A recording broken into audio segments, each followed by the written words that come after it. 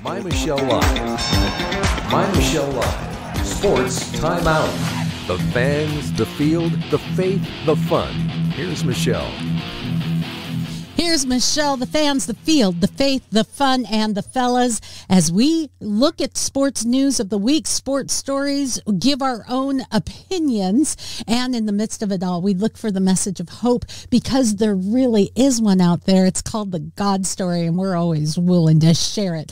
Let me introduce you to the gang today. We have maybe an unfamiliar face, but very familiar to Sports Time Out. He is our Sports Time Out photographer, so he's down there on the field having fun with the players and the photography. It's pretty cool. Thank you very much for joining us today, Carl Hepker. Thanks for having me along today. And then we have with us, he just popped in. Oh my gosh, really, you can't keep a good man down, man.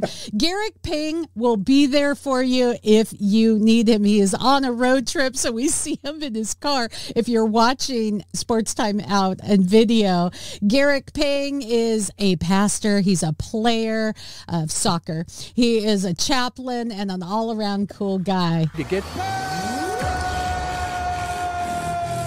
Get ready to get pinged. And then we have with us Brent R Baker.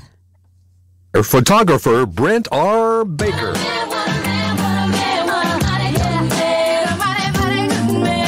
Indeed, a mighty good man. In fact, mighty good men all around.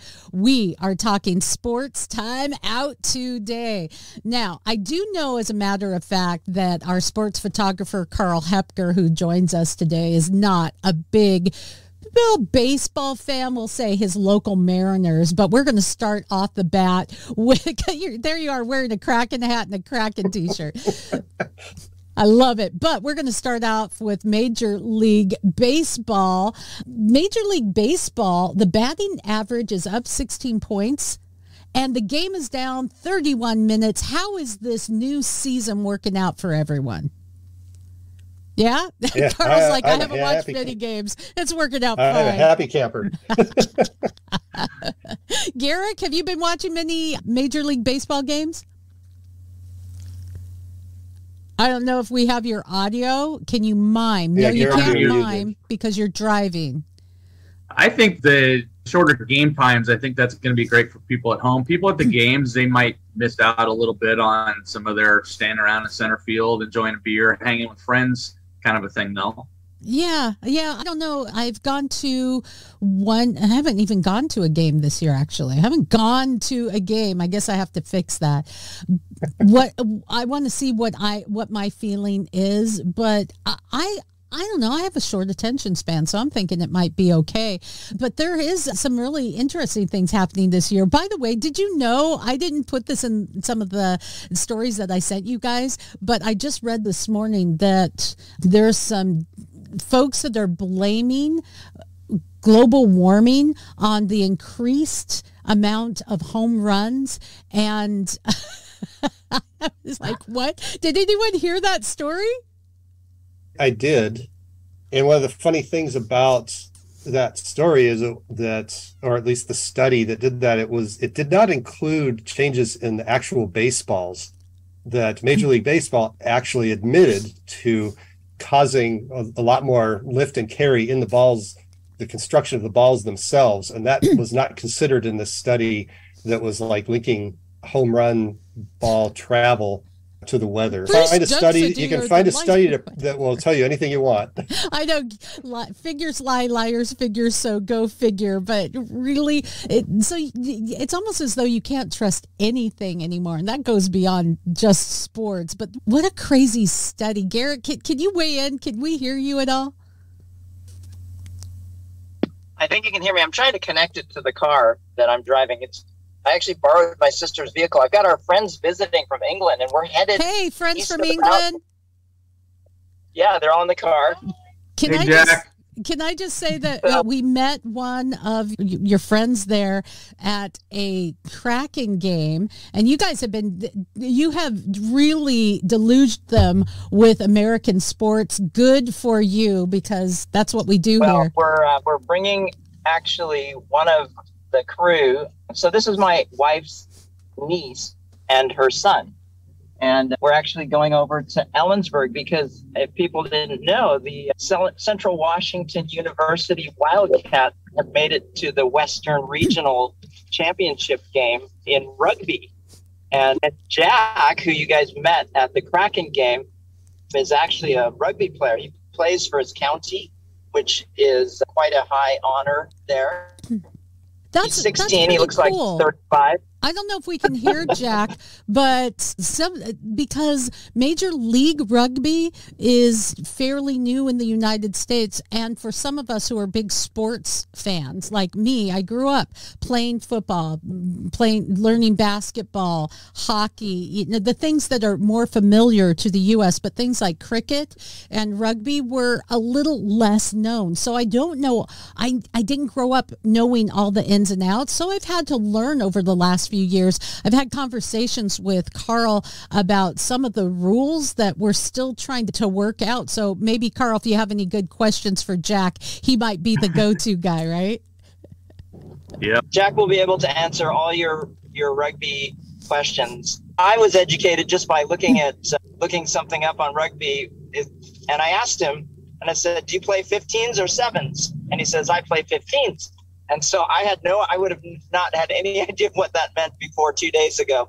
That's because, cool. Whether or not you have 7 players on the team or 15. So it's a different game. And there's actually 2 different types of games. There's rugby league and rugby union. Rugby league is a little bit closer cousin to American football, would you say, Jack? Yeah. And so anyway, going back to your original question, though, in terms of, it's so funny,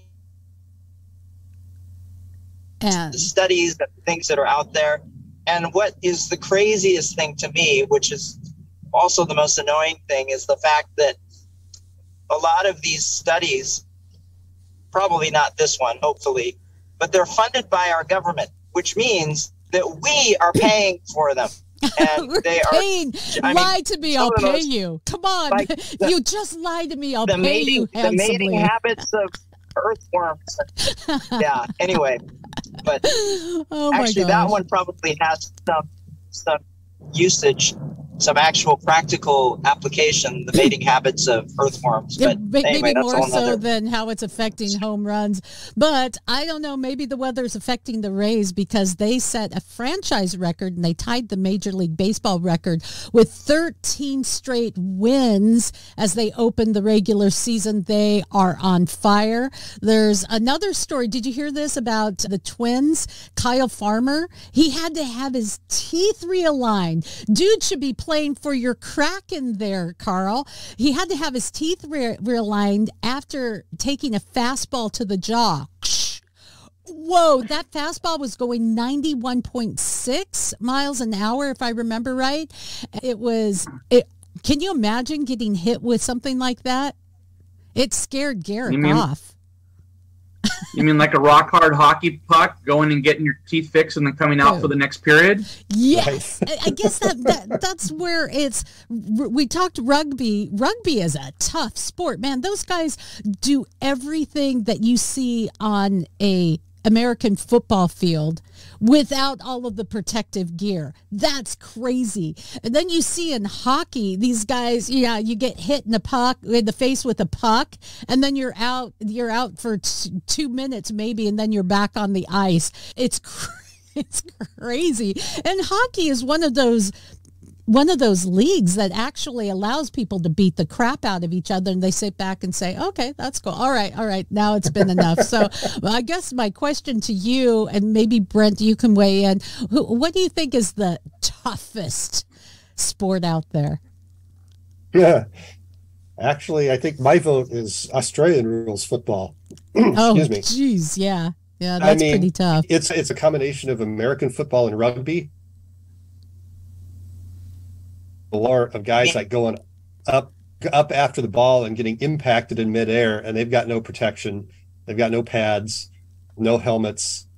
It's entertaining to watch once you understand it, kind of like rugby can be. Yes. But especially in the early days of ESPN, when they didn't have a lot of American programming, I watched a lot of late night Aussie rules football because it was that fun to watch. It's crazy. And I was really glad I was not out there playing it.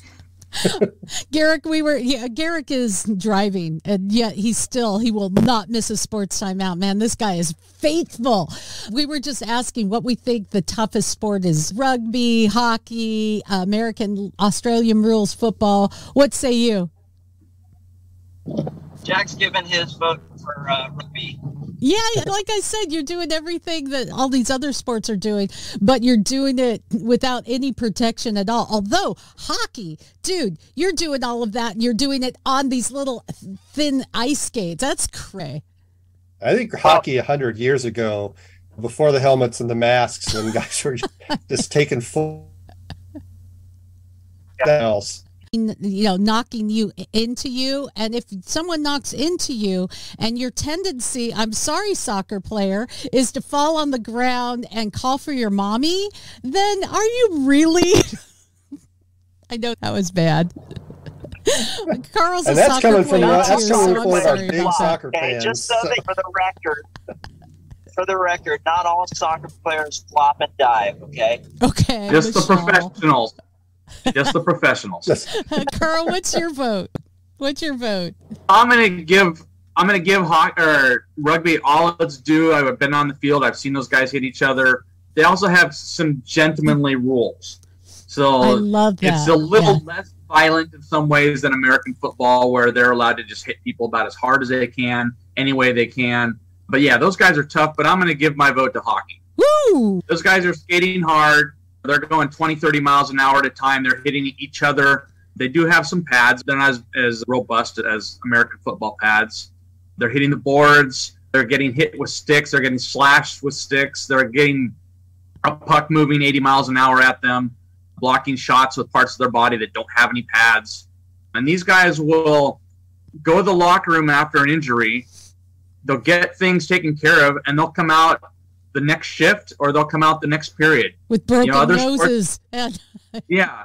Other sports, LeBron James getting helped off the court because he can't hop on one leg because the other foot got hurt. So I'm going to go with hockey. Ouch. Okay, I like it. You guys know my introduction into rugby, right, where I was first covering it, and there's some things that I just didn't know about rugby. Jack, you might appreciate it. So I'm sitting on the sideline as a reporter, observing, watching, learning, and these two rugby players, one guy stands in front of me, maybe, 5 feet in front of me, and then another player walks behind him and gently caresses the sides of his thighs. And I'm like, should I be seeing this? This is awkward. What he was doing is he was getting ready to do a line in where you're practicing lifting a guy to catch the ball as it's thrown in. And that was my introduction into rugby. I'm like, what kind of sport is this? Oh my gosh, come on. Yeah, there's that. One more thing I wanted to give to you guys as you are watching, listening, or viewing today is as we wrap up Major League Baseball, is my favorite play of the week. The Major League play of the week for me came from the San Francisco Giants. Bryce Johnson made this crazy catch. There was they were playing the Dodgers, and this catch if it would have gone over the fence, if he wouldn't have gotten it, probably would have given the Dodgers the lead. Take a look and listen at this as my internet does the slow thing. There you go. Center field. Back in.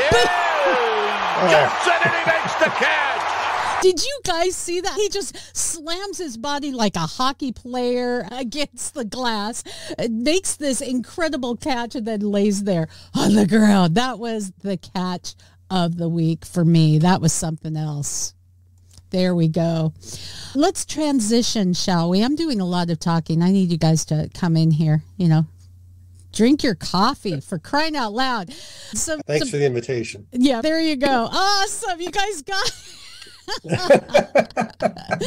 So I wanted to get to some news stories today in sports. It's a case of no good deed goes unpunished and no bad deed is bad enough.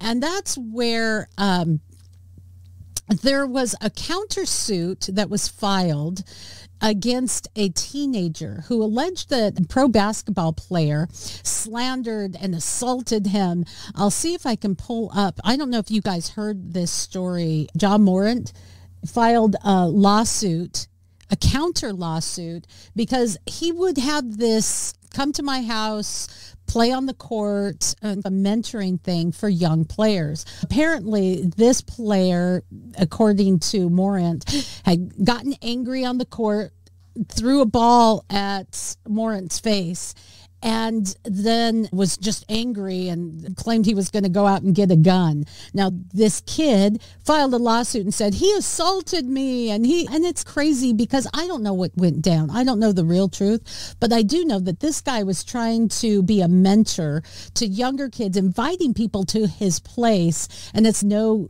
good deed goes unpunished. Then there's the other story that no bad deed is bad enough. The Women's Tennis Association has ended the Peng Shui boycott without resolution when they had said, now this was a sexual assault that was supposedly took place by a Chinese government official in 2021 against a women's tennis player.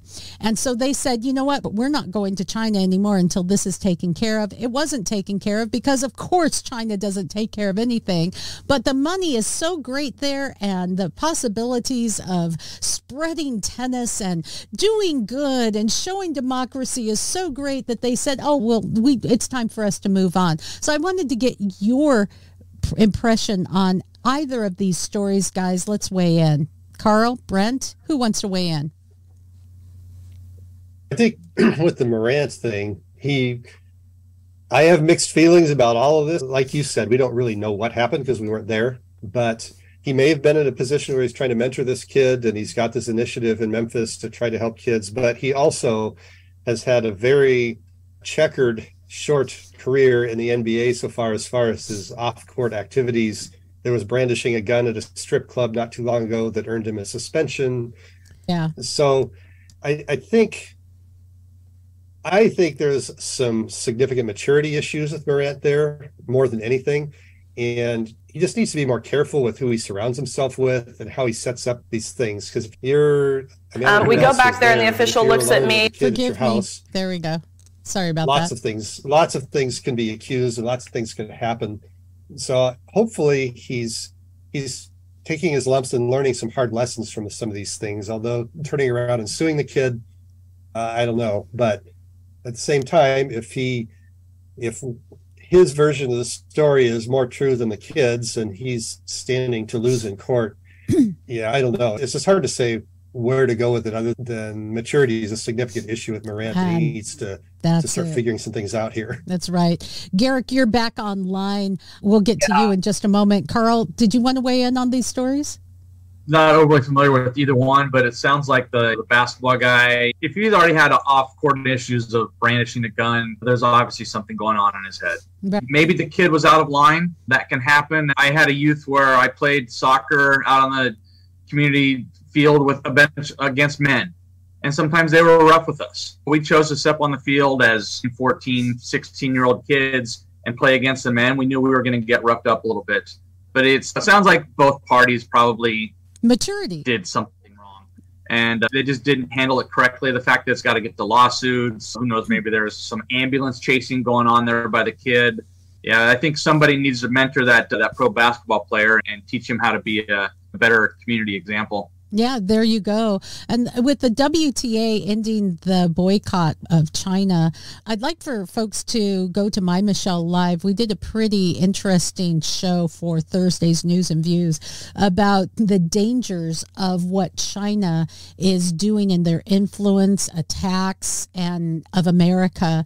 Really insightful. And how we've had this thought that giving China all of this platform in the U.S., we have have such an influence on them, it really hasn't been working. That's something interesting. You may want to go to My Michelle Live for more information. Garrick? Yeah, I'd love to weigh in on that because I just had an image come to mind. Okay, double, right? 2 lines, double, standard. All right, there's a little S. What does that do? It makes a dollar sign. Whoa. Where money is involved, it totally sets Come up. on. You know, it is just appalling to me. And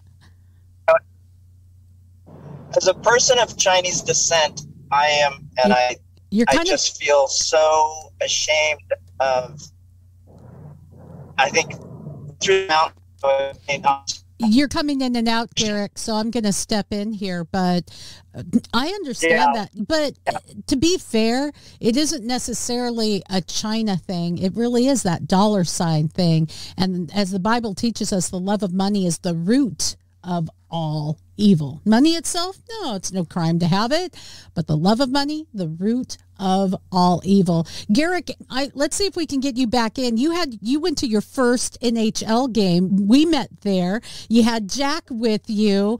Your very first NHL game, which was the one that brought the Kraken officially into the playoffs for the first time in franchise history. As the local paper said, that it's been a long, dry spell waiting for playoffs. I'm like, dude, it's only their second year of existence. What the heck? But what was your impression of your first pro hockey game? I want to thank the Kraken. They sent me a note afterwards and said, hey, thanks for coming to your first game. Because of you, we're in the playoffs now. And so it was, I'm a soccer player. And so hockey, there's been comparisons drawn to indoor soccer and hockey because it's a similar size field and things like that. And I've really tried to watch hockey on television and I've struggled to really stick with the games and watch them. But when you go live to a hockey game, it is nothing like this. You're cutting out. I can step in with that. So there's live hockey. There is, I think, amongst at least the major American sports, the difference between TV and live is the largest in hockey. Yeah. Because there's so much that happens with coming on and off the ice, shift changes, even just watching how offense sets up during a power play or whatever. So many of those things are going on at once over the expanse of the whole ice. It's hard to catch that on television and be able to see the puck. And when you're seeing it live from a different angle, there's just so much going on with hockey. It's just makes a different experience. It does make it easier to understand the game when you're watching it on television once you've experienced it live. So hopefully Garrick will get more enjoyment out of his TV enjoyment of the Kraken in the playoffs now that he's seen them live.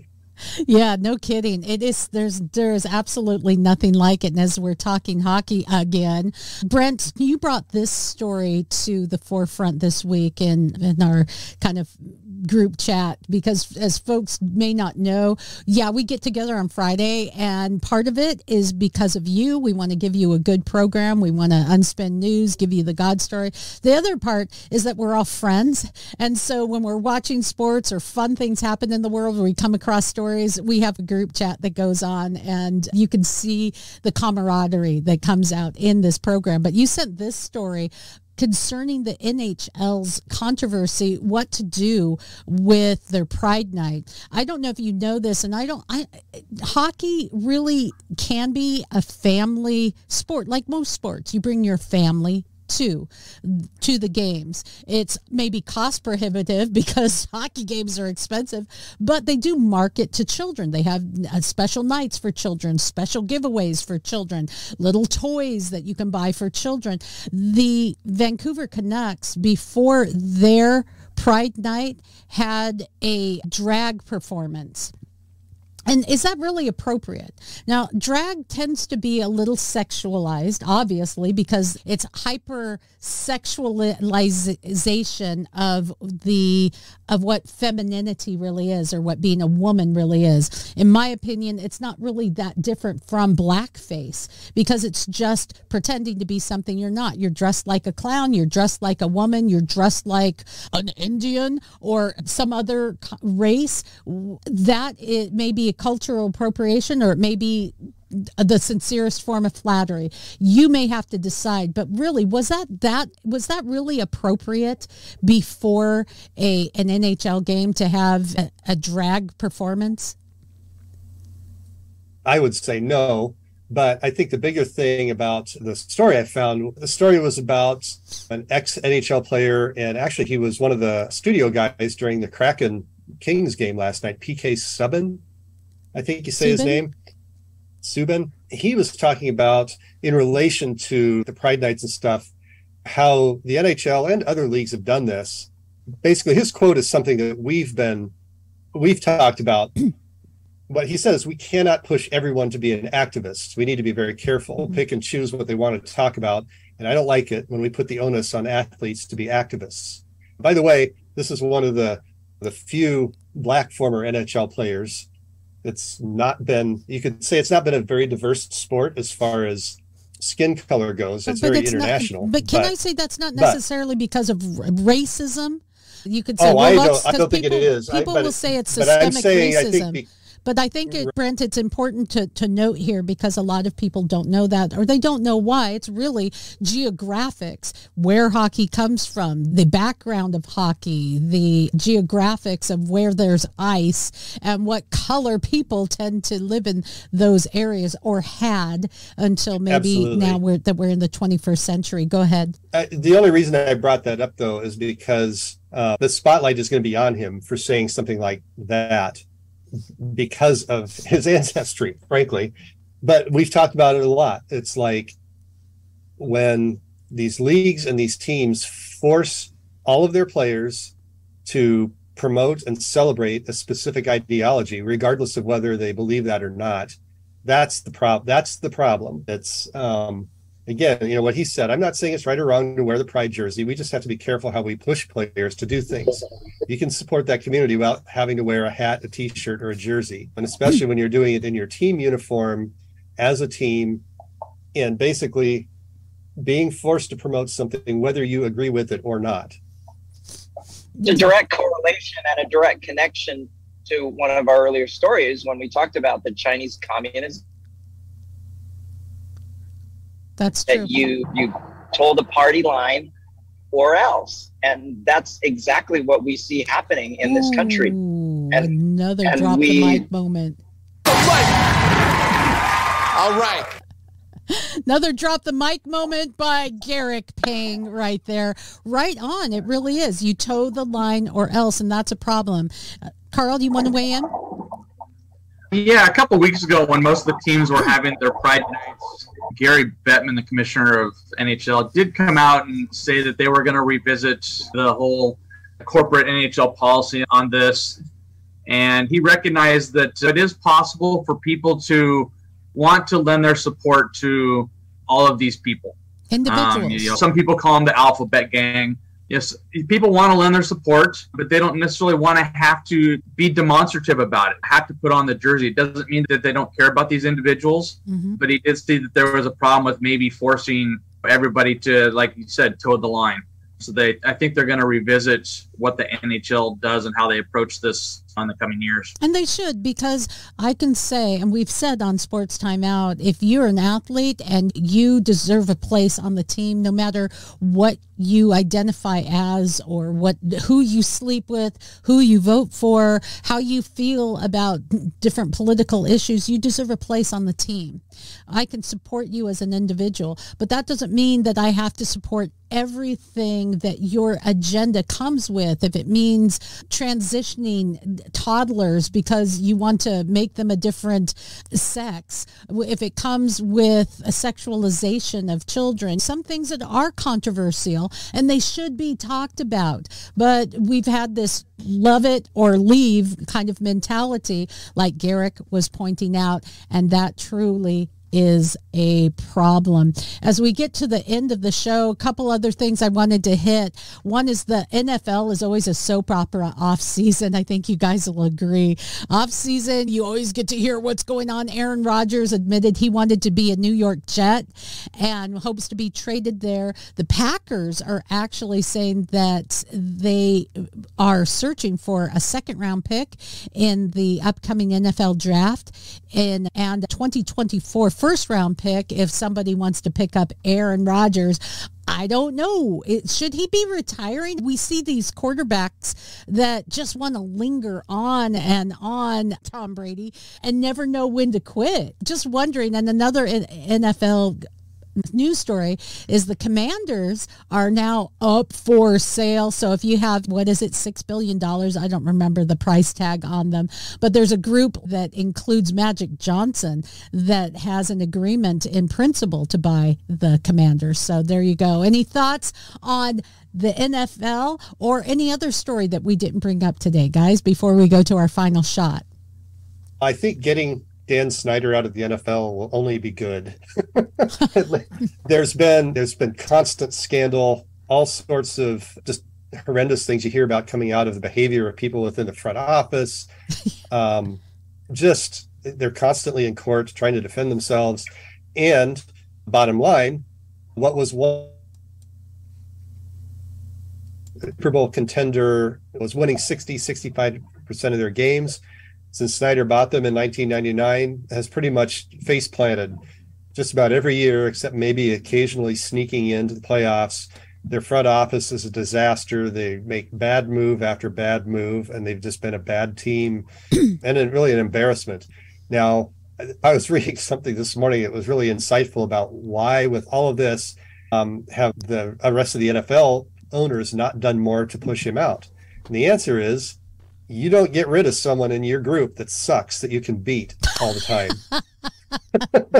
Ooh. Yeah, and so maybe the moral... And you might have some stuff going on in your own house that you don't want out there, but as long as Dan Snyder was out there, you knew there'd be a bigger story. I love that, so Garrick. I think it's good for a lot of reasons. I love that, Garrick. He's giving us a view of where he's headed. Yeah. Oh, go ahead, Michelle. Well, you're going to comment on Brent's. They're changing his clothes while he's driving. Brent, really, truly, we need to take into consideration the moral of the story of our program today. Maybe where is your morality? What is the basis of your worldview and what drives you? We've talked about money and power and even winning games, but what really makes sports phenomenal to me is the purity of it, the sportsmanship of it, the doing the right thing, the struggling against odds. That's what makes sports awesome. Garrick, did you want to win in before we take our final shot?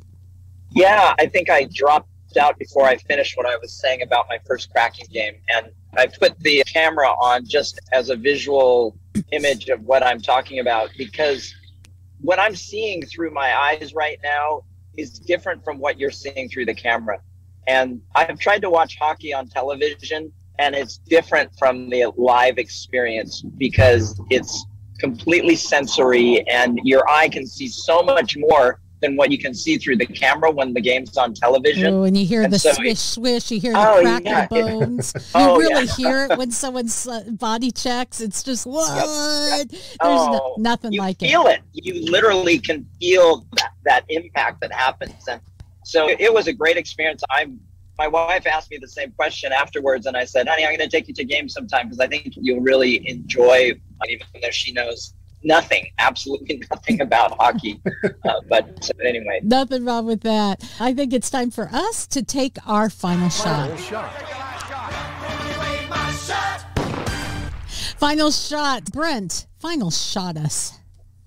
I'm going to go back to baseball, and I hope this isn't premature. I think I would be competing with our Wookiee Josh on this one, but people in the Seattle area have been all too familiar with the struggles of Jared Kelenic, who is an outfielder He was a highly touted prospect. He's still only 23 years old, but his first 2 seasons have been a struggle, both on the field and I'd say off the field, not because of behavior, but just dealing with the stresses of high expectations, never having failed at any level of baseball before, and then finding out the major leagues are a whole different deal. Yeah. And the first couple of weeks of the season has been everything that people had hoped he might be. He's just had a great approach. He's been very even-keeled at the plate. The last 3 games in Chicago, Wrigley Field, he hit home runs in each of them. Every one of them was impressive. One of them was a pinch hit, game-tying home run in the 9th inning. The last one went into the center field bleachers in Wrigley Field, measured at 482 feet, which is like 100 feet beyond the wall, into an area where even like the Cubs broadcasters, I heard a clip of their accounting of it, and they'd been there 15 years probably, and one of the guys had played there before that. And there's someone in the parking lot that's going to be like calling their insurance company for a new windshield on that one. Nobody had seen one hit up there before that has been around for 20, 25 years. Dang. And it was, if you watch it, must be global warming. Must be. But it's just, I want to give my shout out to Jared Kelnick because he's stuck with it, endured a lot of failure, a lot of criticism, and right now it's paying off for him. So hopefully that continues. Like it. Garrick, if we have connection with you, we're going to get your final shot while we can. Going to go with the easy button on this one, just because I experienced my first Kraken game last week, and they made it into the playoffs for the first time in franchise history, their second year. And so my final shot goes to Seattle Kraken, although there's disappointing loss to the Las Vegas Golden Knights, but they have everything to be really pleased about and proud of, because, and I was hurt, and I'm not a real huge hockey fan, but I know it enough to understand the fact that the Kraken actually had a style of play, and it wasn't just a random fact that they won as many games as they did. And they've really developed a reputation and are a team to be reckoned with in the future. So my final shot goes to our own Seattle Kraken. Yeah, they were close last night and beating the Knights, who clearly are a better team, but they have really put together some great lines. So good for them. You're right. Let's go with Carl Hepker. A couple of quick ones are Seattle Seattle Dragons. They actually have put together a halfway decent season so far. I think they started off with a couple early losses, but then they got 4 or 5 wins in a row. Kudos to them for having a good season. The Seawolves were 5-0 until they ran into the second best team in the league in San Diego. So I think right now they're like 6-1 or something like that. Hopefully they can get themselves back to another championship. And of course the Kraken. I'm a season ticket holder. I love going to games. Obviously have the gear. That team has been fun to watch this year. Last year it was a lot of this, and this year it's a lot of this. Setting records, 7 straight wins on the road, set an NHL record, gave Boston their first home loss of the season, gave them a bagel 3-0, and they've only lost maybe half a dozen games at home all year. Set other records. Looking forward to what they can do in the playoffs, and let's go Kraken. Let's go. So my final shot is a little bit sad. Craig Breen drove with WRC, and he was 33 years old, an Irish driver. He became the first WRC driver to die in an accident in Croatia, and it was founded in 2006. And I just wanted to to his friends and family, I do believe in thoughts and prayers, because when something serious happens, you really think about your eternal destiny and what life is really all about. And what our show is really all about is not just sports. There's a struggle in life that is like sports. But sometimes you win, sometimes you lose in life.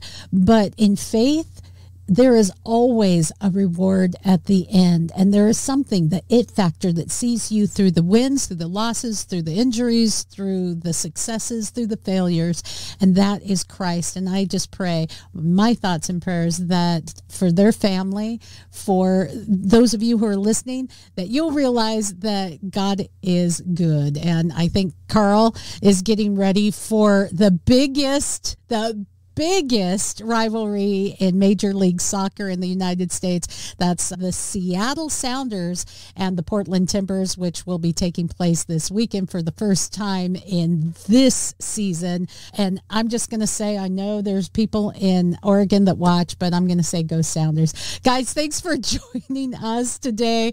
God bless you, and listen, share. And thanks, Carl, for joining in. It's nice to see your face. For more fun, go to mymichellelive.com.